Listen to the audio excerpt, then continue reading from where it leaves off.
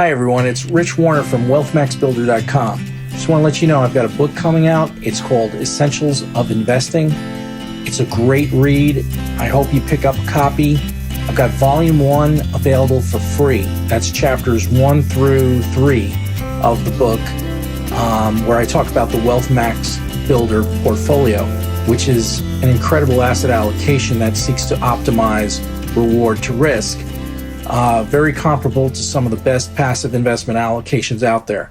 So if you head on to the wealthmaxbuilder.com website, you could pick up volume 1 of the Essentials of Investing ebook for free. And then from there, you could, if you're interested, you can continue with chapters 4 through 12. And in chapters 9 and 10, I actually explain how you can set up the Wealth Max Builder portfolio yourself. Which is actually quite easy to do since it's a set it and forget it investment strategy. So once a year, all you have to do is rebalance the allocations, and I show you how to do that. There are a series of videos and a video course actually that explains step by step how to implement the Wealth Max Builder portfolio. But today's video is about how you can avoid integrating mediocre funds, usually mutual funds, into your asset allocation or into your portfolio. So what I've done is I've come up with a hypothetical example where the thought process that I use actually to separate the good funds from the bad. So what we're trying to do is minimize the expense costs and maximize the returns and get the most for our money. And by doing so, we want to avoid expensive funds at all costs. Everyone has a pet mutual fund that they've been with for years, and they kind of fall in love with it, even though it's kind of pricey. But it's probably a good time to take a look at that fund and see whether it really measures up to the competition. So what I've done here is, for this video, I set up this sample table of some emerging market funds. Now, some of them are ETFs, which are exchange traded funds, and 2 of these are mutual funds. One from the Franklin Liberty fund family and the other one from T. Rowe Price. So we have here we have some ETFs, as I mentioned, EEM from iShares. We have IEMG also from iShares. We've got a Schwab ETF. We've got a Vanguard ETF. Got another ETF, an ADR ETF of emerging market stocks, and then we have 2 mutual funds here, as mentioned. I've also included a current yield, which is really the annual dividend yield that the fund pays per annum or has been paying recently. This column right here, management fees, is very important because obviously we don't want to pay up for these funds and see what the competition is doing. So as you can see, the T. Rowe Price fund charges 1.26% per year for something that Vanguard could do for 14 basis points a year. Now, it doesn't necessarily mean that Vanguard is going to perform as well as T. Rowe, but it is important to keep in mind what the competition is charging. This particular iShare EEM ETF is charging almost 70 basis points, which is also pretty pricey for an ETF that seeks to replicate a benchmark. You're paying about 50 basis points more than the Schwab or the Vanguard ETF. So we're going to have to red flag this for the time being and keep an eye on it. And certainly be very aware of this one, which is quite pricey. Now, in the middle area here, I've got standard deviation levels for 3-year, 5-year, 10-year, and 15-year if the fund's been around long enough. I've included the 15-year standard deviation as well, and this is a level of the risk for that this particular fund has exhibited over that time frame on an annualized basis. So the higher the risk level, the higher the standard deviation, the higher the volatility of the fund. So we obviously want to shoot for the lowest for any given time frame. in each category. So this section right here is the risk measurement level, which is important to keep in mind. This area here is the Sharpe Ratio table, part of the table, and basically what Sharpe ratios try to do is it calculates the average annual total return of the fund or whatever security it is, and you subtract the risk-free rate of interest from the average annual return. So you have average annual total return minus the risk-free rate in the numerator. The risk-free rate is usually like the 1-year treasury bill rate or something of low yielding like that. It's the riskless rate, if you will. So average annual total return minus the risk-free rate in the numerator divided by the standard deviation over that for that particular time frame, annualized. So in the case of the Sharpe ratio, which is actually one of the best gauges of measurements or yardsticks of performance, you want the highest Sharpe ratio possible because you want the highest reward for the least amount of risk. So you want your numerator, the reward part, to be as high as possible, and the risk part in the denominator, you want the risk part to be as low as possible. So if you have a high reward in the numerator and a low risk level in the denominator, you have a high Sharpe ratio. So what we all try to do as investment fund managers is try to allocate in order to maximize the Sharpe ratio, which is the same thing as maximizing reward divided by risk. So we look for the highest, for example, in this situation here, 5-year period, the highest performing fund in terms of the reward to risk would be the T. Rowe Price. So we'll give them some kudos for that. And the lowest in terms of the 5-year Sharpe ratio would be this ADRE by Builders. So we'll sort of put an orange flag on that. So, and also it didn't do too well. If you notice, the Sharpe ratio for ADRE was not very good in the 10-year period. So we're going to red flag that. So what we want to do is basically keep in mind the Sharpe ratios for any respective time frame, and the management fees are very important. And then last, I'll show you a graphic interpretation of this information where you want to basically maximize. You'll see the equity curves of each respective fund, and you'll be able to deduce from there visually. It's kind of nice to see a visual representation of this quantitative data. The important thing also that we should keep in mind when comparing funds, in this case in the sector of the international equity market, is emerging markets, and you can have various sectors if you want to focus on U.S. domestic, international developed. In this case, it's international emerging or developing international equities. The important thing to keep in mind is that one of the things that most that seasoned portfolio managers like to do is, it's one thing to perform outstanding over the past 5 years or 3 years, but obviously the farther back you go, the more important that Sharpe ratio is. Because, for example, if you consider the last major bear market that we had, which was 2008, the financial meltdown of 2008, all equities across the board were down hard. Warren Buffett himself in Berkshire Hathaway was down at one point 50% during 2008. He ended up down like 38% on the year, but that was really a meltdown year. The only thing that was up in 2008 was treasuries. But the important thing is that the farther back you go, 2008 was almost 10 years ago. Actually, it's almost coming up on 10 years ago. So the data, it's very important if you can get 10-year data.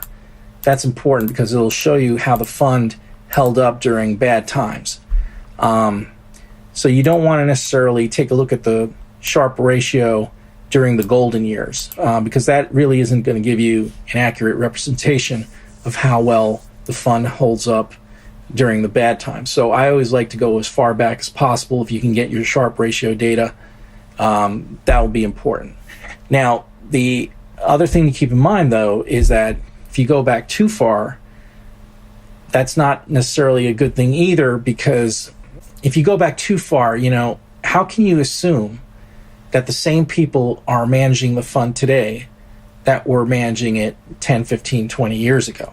Obviously, those people probably aren't there anymore.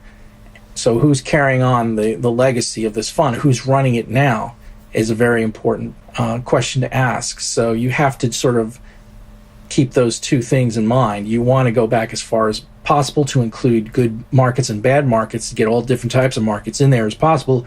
At the same time, keep in mind that you may not be dealing with the same fund managers currently, which, when you think about it, is actually an argument in favor of going with the benchmark, generic ETFs or generic funds in general, because not only are they low cost, but because they're replicating the benchmark, you know that you don't have to worry so much about a star fund manager picking the securities, because it's the benchmark that they're really. So that's also an argument in favor of going with generic ETFs or generic mutual funds, as opposed to going with star active fund managers in general. I think, continuing with our elimination process here, we want to filter out the good from the bad and the funds we want to use in our portfolio for this particular asset allocation, being the emerging market equities. Take a look at the T. Rowe Price Fund here. Very high management fee, pretty decent risk levels, very good 5-year performance and 3-year performance. But back here in around the Meltdown years, going back 15 years, it did pretty well overall. It actually outperformed these other two funds in a 15-year basis, but 0.17 Sharpe Ratio in the 10-year time frame is not that impressive compared to what you can get for the emerging market ETF from iShares. So, you're really paying up for something that essentially is going to, in bad years, didn't really protect you that much, and didn't really outperform all that much in the bad times. So I think we should strike this fund from our list and just put a little strike through it. Okay, so we're not going to use the T. Rowe Price Fund. And as we mentioned, we didn't really care too much for this one either, because it has a fairly high, comparatively high management fee, and it really didn't outperform during bad times as well as during recent times. So we're going to strike out the ADRE. Okay. Now, this Franklin Fund and Franklin Templeton has historically been very good with international equities, as we know, international value investing especially. But this is a Franklin Liberty Fund, and the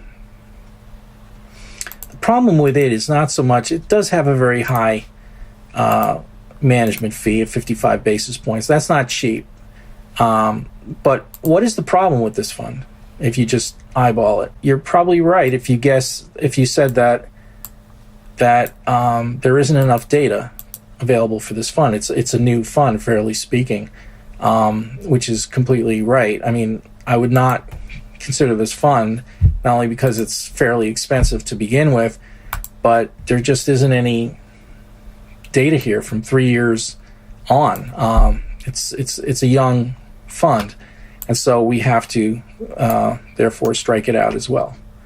So I'm sharing with you the thought process that one would go through, in terms of selecting funds in a particular asset class or sector. Okay, so we're left with these ETFs right here. Two from the iShares, one from Schwab, and one from Vanguard.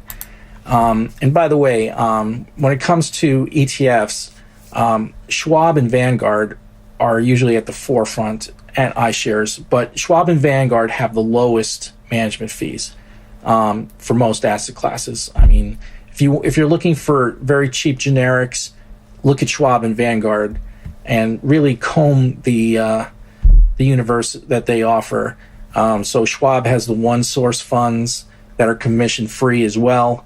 Vanguard also has commission-free ETFs, but their selection is a little bit less, a little bit smaller than Schwab. But quality, low-cost benchmark ETFs, Vanguard, Schwab. iShares is also in competitive, but they sometimes charge a little bit more. But as we can see, this one here, this IMG fund, is right in line with Schwab and Vanguard. So this is a major plus. These are the cheap ones right here. And but let's see if paying up for this EEM fund is going to really be a good idea or not. Okay, so the current yield is 1.8%. That's not a big deal.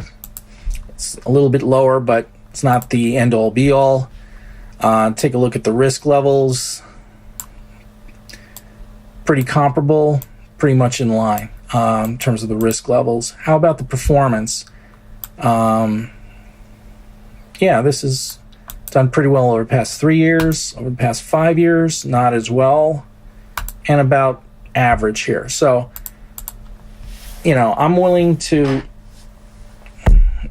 give it a little bit of a shot here, but look, if it underperformed IEMG here in the 5-year realm, and it underperformed in the 3-year realm, then you got to look at IEMG in this case.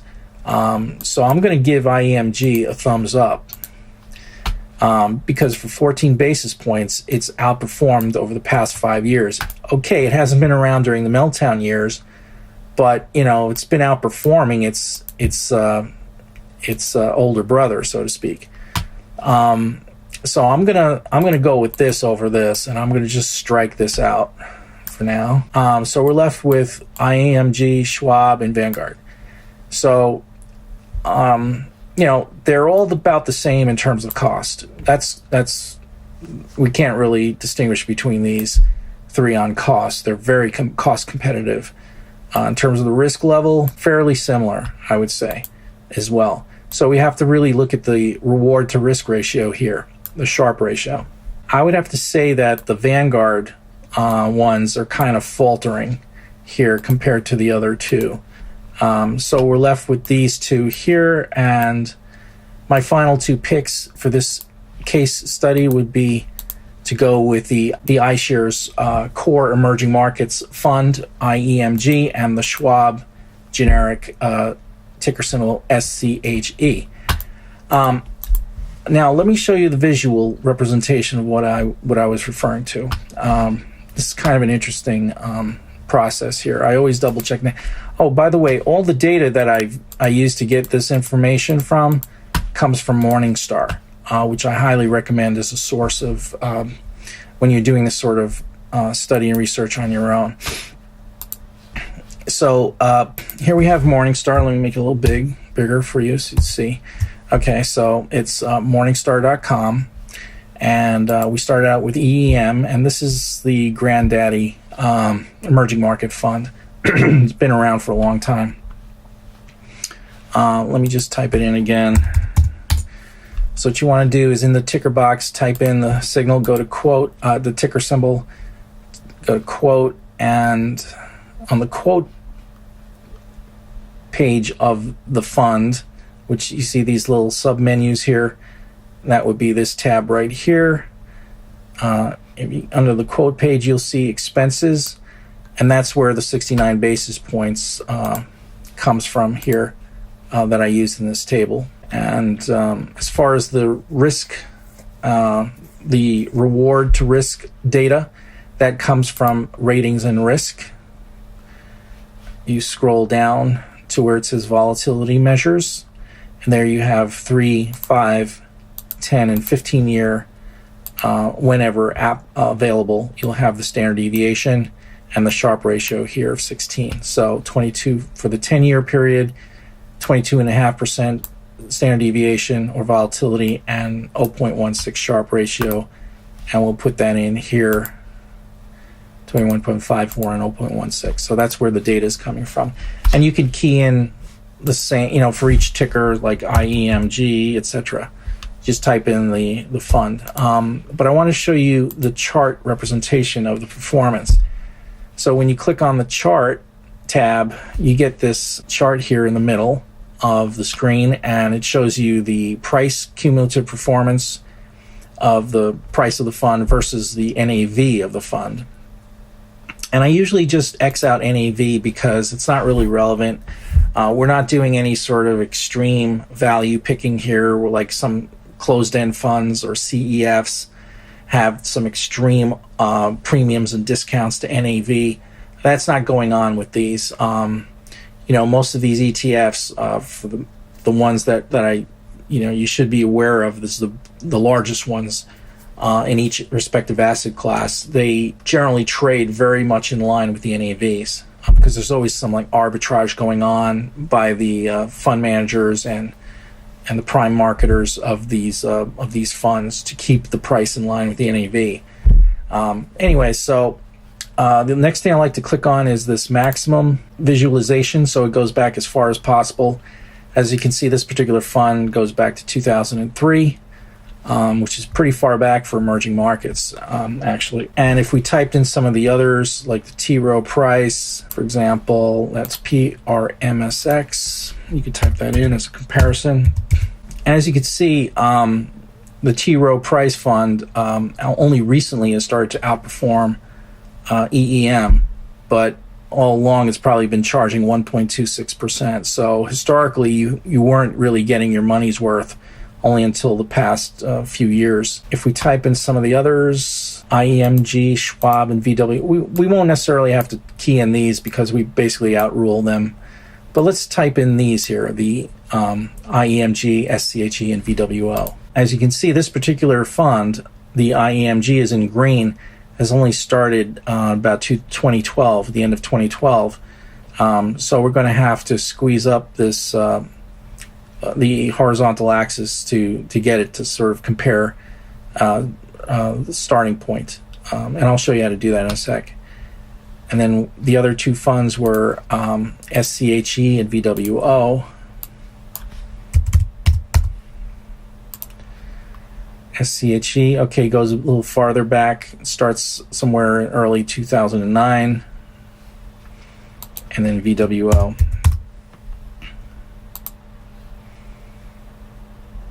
Okay.